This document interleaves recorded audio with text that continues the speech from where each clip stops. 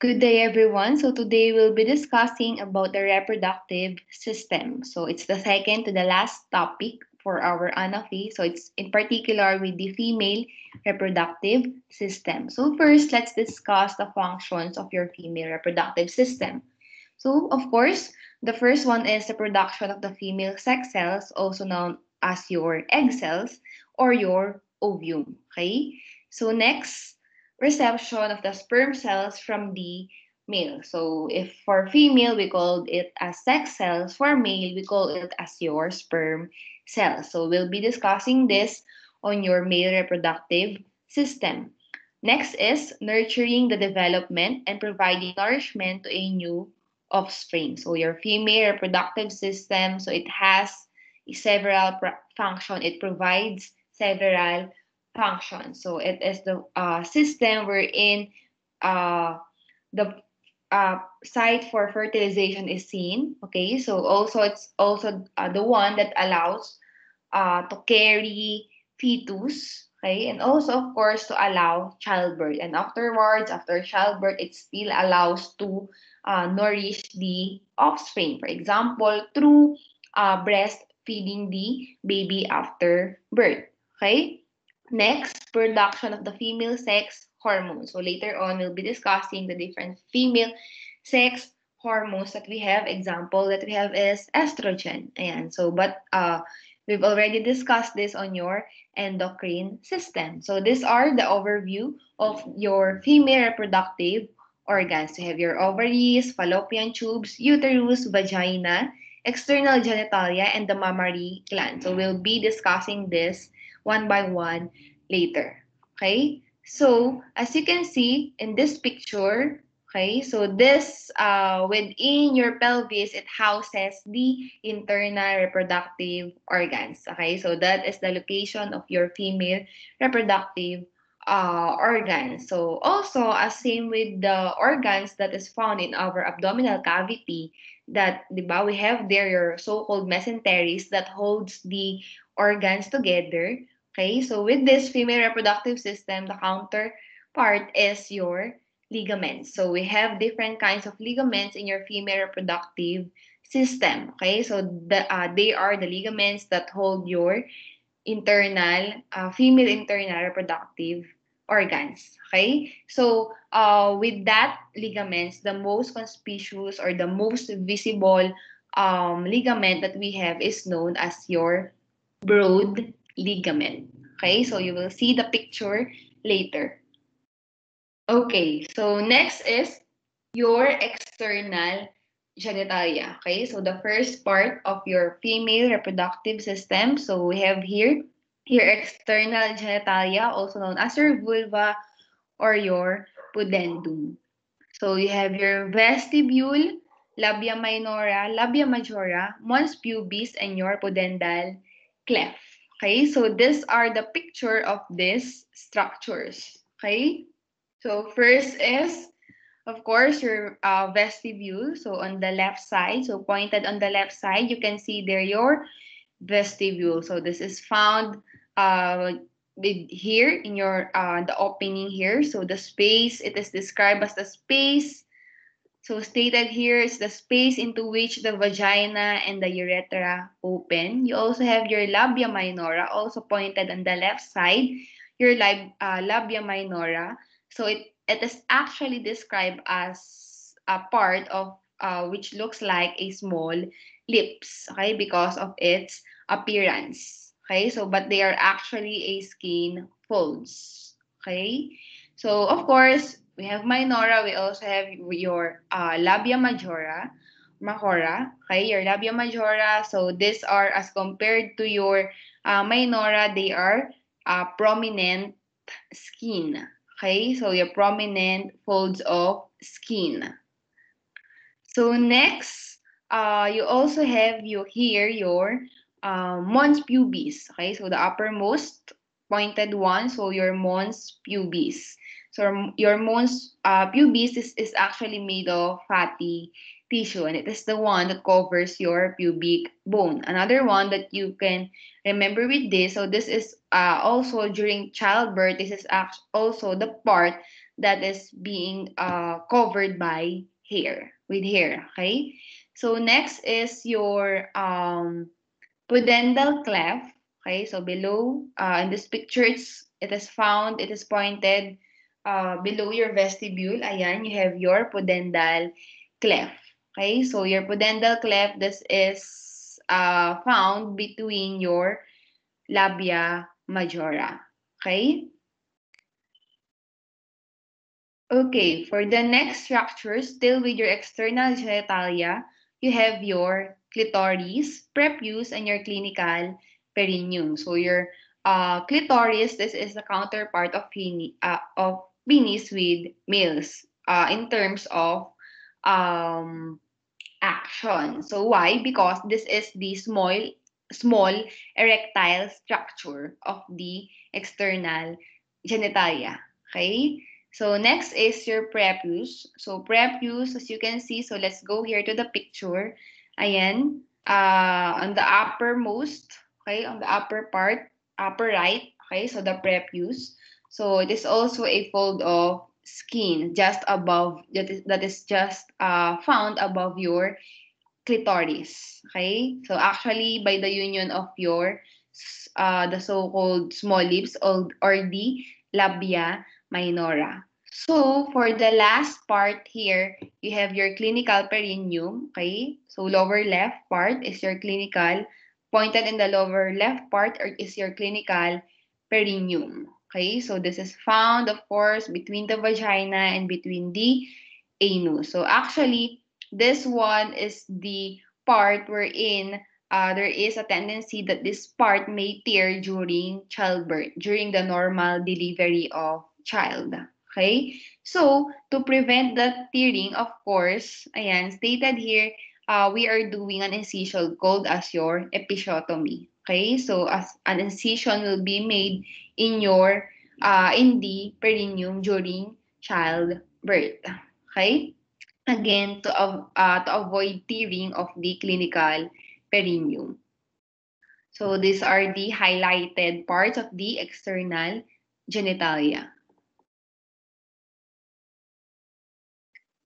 Okay, now we go to the internal parts. So first is you have your ovaries.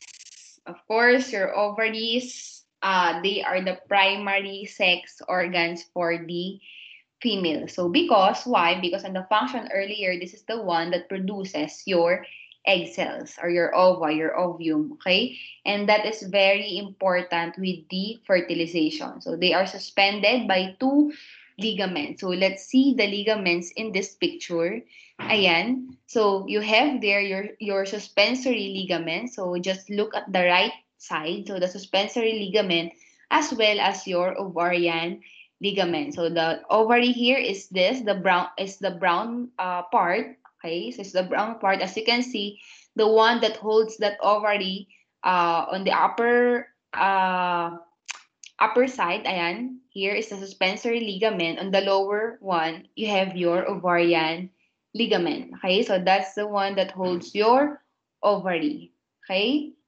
So on the left side, on this upper left side, you also have your so-called mesovarium. Okay, that is actually the mesentery of your ovary because it holds your, as you can see there, it holds your ovaries. Okay, it directly holds the ovaries, your mesovarium.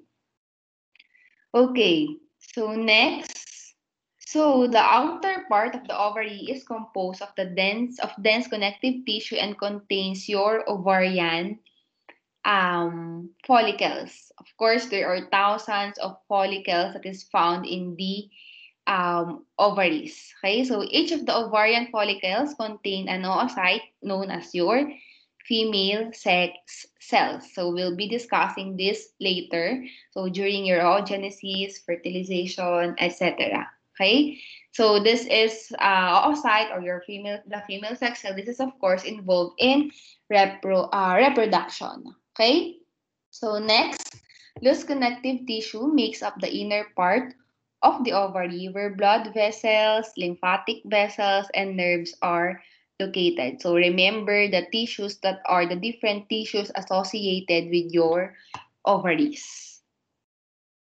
Okay, now let's go to your fallopian tube, also known as your uterine tube, or sometimes called as your oviducts. Okay, so your uterine tube. So let's just go to the picture. As you can see, the uterine tube, ayan. So it's tube. It is named as a tube because it looks like a tube. So it extends from your ovaries going to your uterus. So this is actually the site wherein it receives the oocyte coming from, of course, your ovary. Okay. So also, as you can see, here in the uterine tube, okay,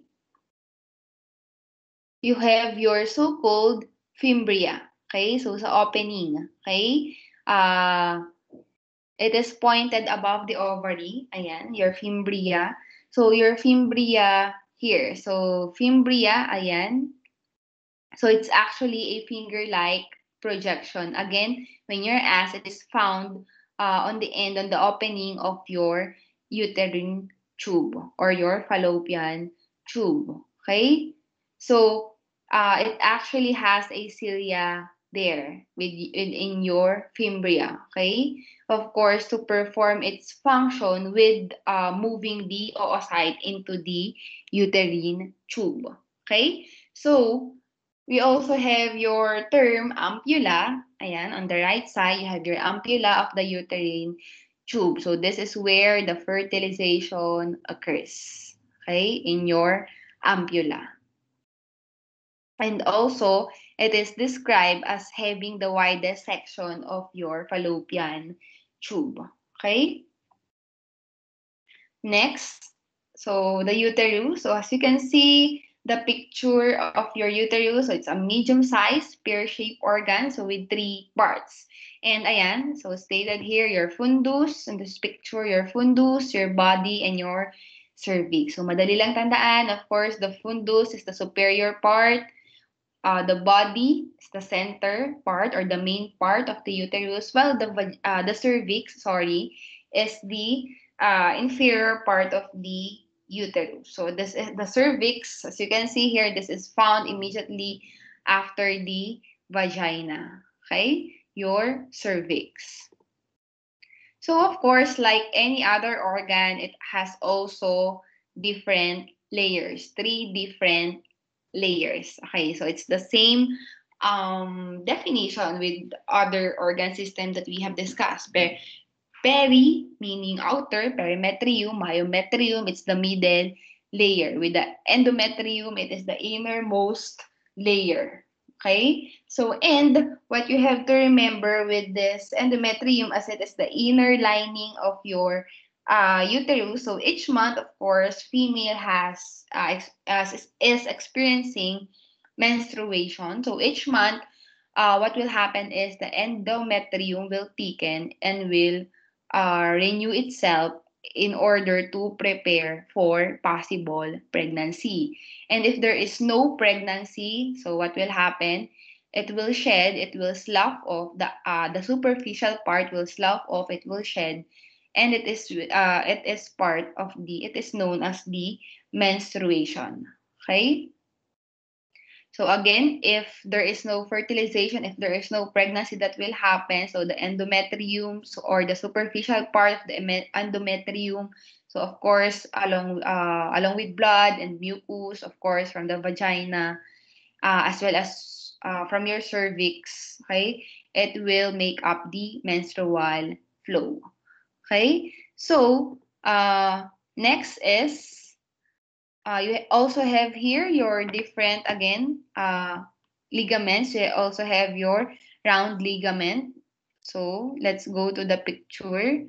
So for you to see, so round ligament, ayan, so found below the ovarian ligament, you have your round ligament. This now supports your, it supports your uterus, okay? With your broad ligament. So both broad ligament and the and the round ligament supports your uterus. Okay? So we also have the known prolapse uterus, the known condition as prolapse uterus. Okay? So, a condition in which the uterus can extend inferiorly into the vagina if the ligaments that support the uterus or muscle of the pelvic floor are weakened, as may occur due to childbirth. Okay, so meaning is it occurs when the muscles and ligaments stretches, and of course it will weaken. So meaning there it can no longer provide support for the uterus. Okay, so this can occur in any woman of course any age. Okay. So next is for the function of the uterus.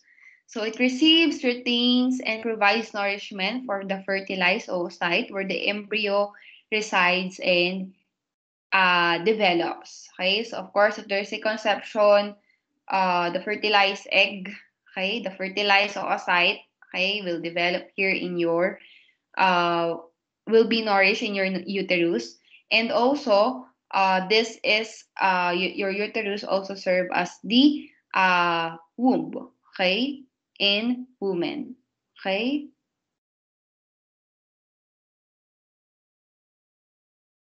Next,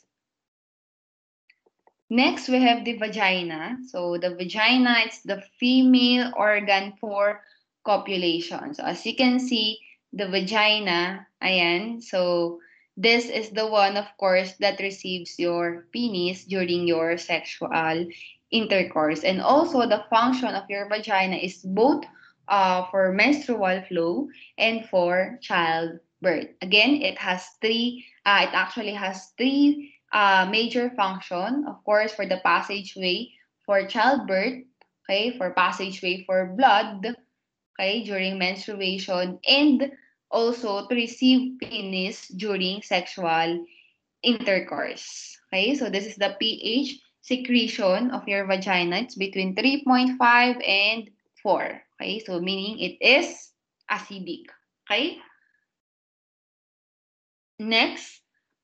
Okay, so your vaginal wall, so it consists of an outer muscular layer and an inner mucous membrane. So the muscular layer is smooth muscle and contains many elastic fibers. So the vaginal wall, so it is actually made up of your mucous membrane. Okay, so again, the wall contains a layer of many elastic tissue.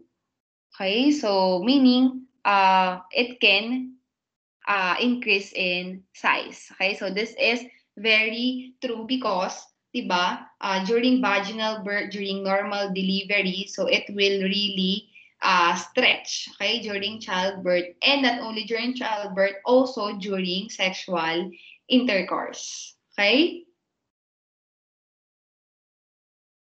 Okay, next is the hymen. So the hymen, so this is a thin membrane surrounding your vagina, the opening of the vagina. Okay? So, your hymen, ayan. So before your hymen, this is an indicator of virginity, but it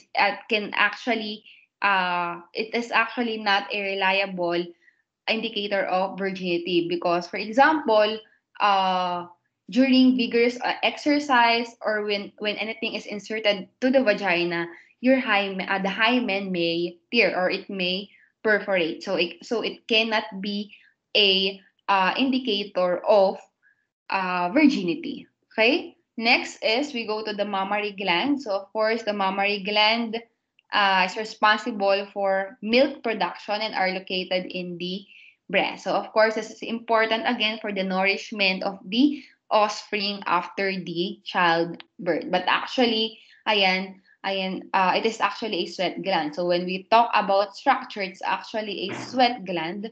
Okay. So, but functionally, again, it produces your milk. Okay. So, of course, you also have here important parts. Okay. You have there your so-called areola. Okay. Areola, it's the one that contains the mammary gland as well as its ducts. It's the circular, dark colored area of the skin that surrounds the nipple. So that's the areola. Okay. So, of course, the female breast. So, of course, we all know that the female breast begins to enlarge during puberty, and this is because of the female hormones, particularly your estrogen and your progesterone. So, some males may also experience minor and temporary enlargement of the breast at puberty. And we have here your so-called gynecomastia, wherein there is a permanent an enlargement of the breast of males, and it has several reasons.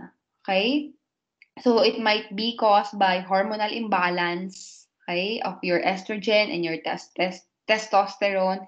It can also be due to use of anabolic steroids. Okay, so sometimes both breasts are affected, but in some cases only one side is affected.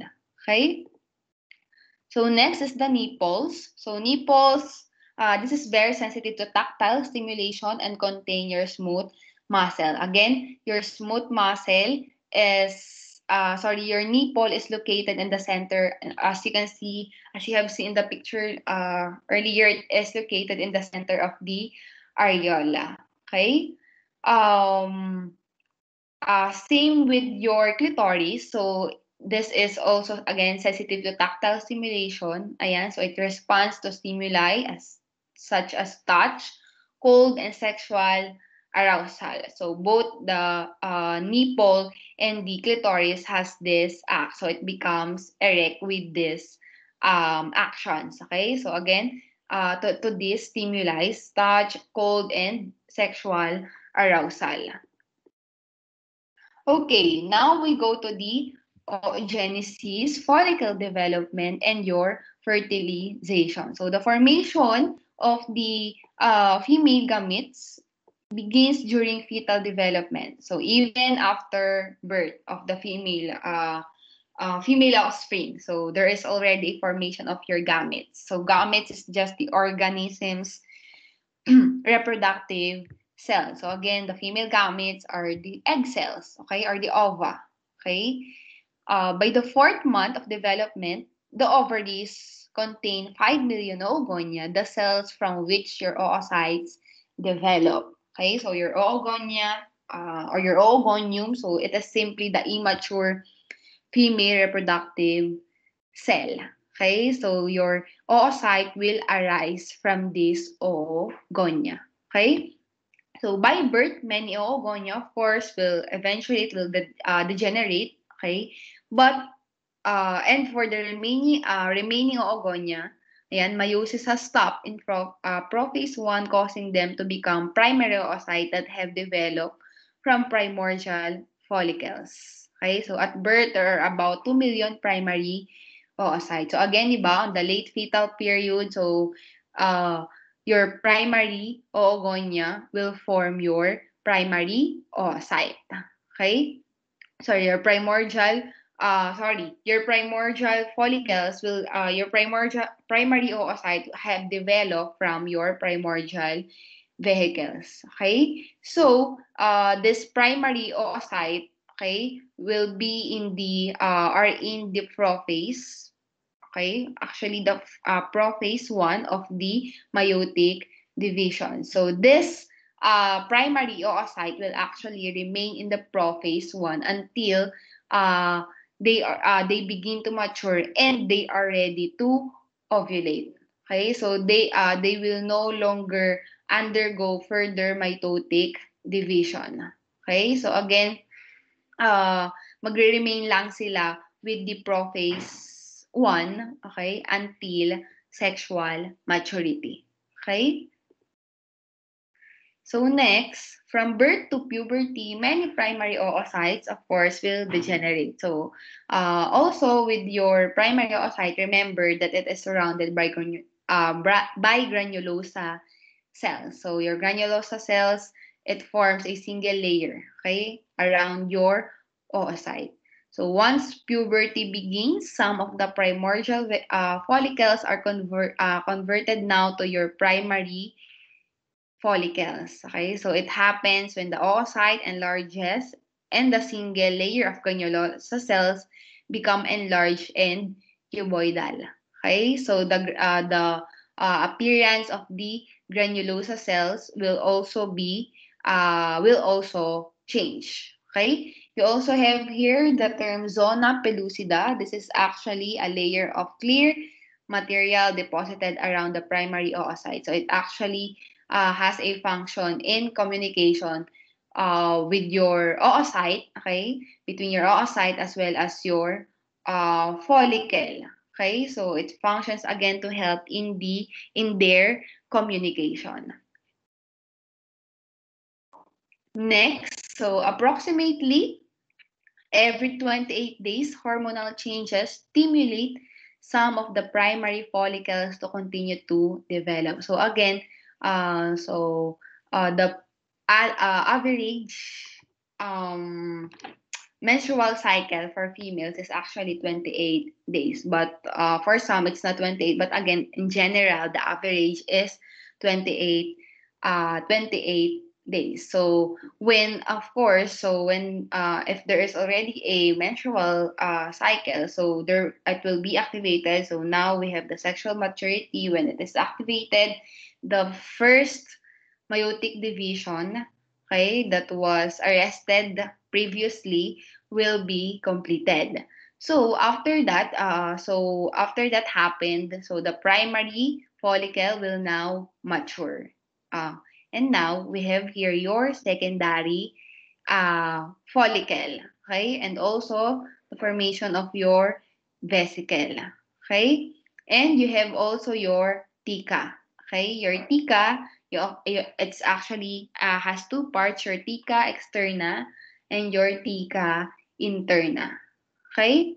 So, next, the secondary follicle continues to enlarge, and when the fluid vesicle fuse to form a single fluid chamber called the antrum. So the antrum, this is just a fluid space, or it's a cavity, okay, around your ovum. So it's the fluid space, it's a fluid space or cavity of the secondary follicle. Okay? So, again, so after the primary follicle going to your maturing to your secondary follicle, there will the second division will now start. Okay, the meiosis 2 will now start, and there will be a formation of your Graafian follicle, or also known as your mature follicle. Okay, so the primary oocyte is now pushed off to one side and is surrounded by a mast cell called as your cumulus cell. So again, your cumulus cells, these are just group of closely associated your associated granulosa cells. Okay? Okay. Next, so the mature follicles will form a lump on the surface of the ovary. Okay? So, of course, after, again, the average menstrual cycle is 28 days. So, on the 14th day, usually that is the ovulation. Okay, so of course, what will happen? The mature follicle will rupture. So meaning it will burst. Okay, because of the rupture that has happened, it will burst open. So meaning after that, the secondary oocyte will also be released from the ovary, and this is now called as the ovulation. Okay, you have there your FSH. FSH is again the follicle stimulating hormone that is produced from your pituitary gland. Okay, so again, it has function to control the menstrual cycle, and of course to stimulate the growth of the egg cells in our ovaries. Okay, so as mentioned there are uh, a lot of follicles that will start maturing. Okay, but eventually only one will reach the maturation reaches the maturing, and of course only one will undergo ovulation, so only one will be ovulated. Okay, Okay, so next. So after ovulation, what will happen is there will be a formation of a glandular structure or an endocrine body known as your corpus luteum. Luteum. Okay. So again, this is in a glandular body, a glandular structure. Okay. So and the function of this is to produce or to secrete your progesterone, mainly progesterone. But when you're asked, it both secretes progesterone and estrogen, but its main production is for main secretion is for progesterone. Okay. Next, as soon as the secondary oocyte is ovulated, it comes into contact with the surface of the fimbriae that surrounds the uterine tube opening. So, di ba, we have discussed the function of your fimbriae later on that is found in your on the opening of your fallopian or uterine tube. Okay, so the function of your corpus luteum of actually it depends if there will be a fertilization or if there will no fertilization that will occur. Okay? So if a sperm is present in the uterine tube during ovulation, oocyte could be fertilized. So meaning if it is fertilized, what will happen to the corpus luteum?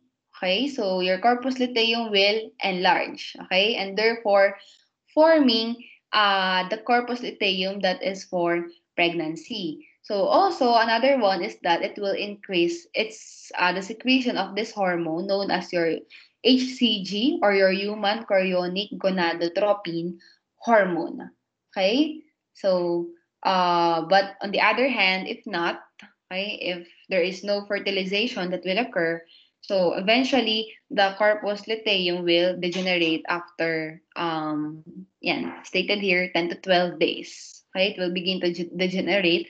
Of course, and it will now form the corpus luteum of your menstruation. Okay, and it eventually will transform to your corpus albicans. Okay, so remember your oocyte can only live for 24 hours. Okay, and again, if there is no sperm, if there is no fertilization that happened, the oocyte will just die. Okay? Okay, now we go to the puberty in females. So, of course, puberty happens between these ages, 11 to 13, completed at age 16. So, during puberty, there are a lot of hormones involved. Okay? So, the increased level of that different sex hormones will result, of course, into different changes within the body. Of course, the first one is the menstrual bleeding, the first episode of menstrual bleeding called as the menarche. Okay? So again, when we say menarche, it's the first menstrual bleeding. Okay? Your first menstrual period or the first episode of menstrual bleeding is called as the menarche. Okay? So puberty again begins when the female sex hormones are increased. Your GnRH or your gonadotropin releasing hormone, luteinizing hormone, and your follicle stimulating hormone. Okay?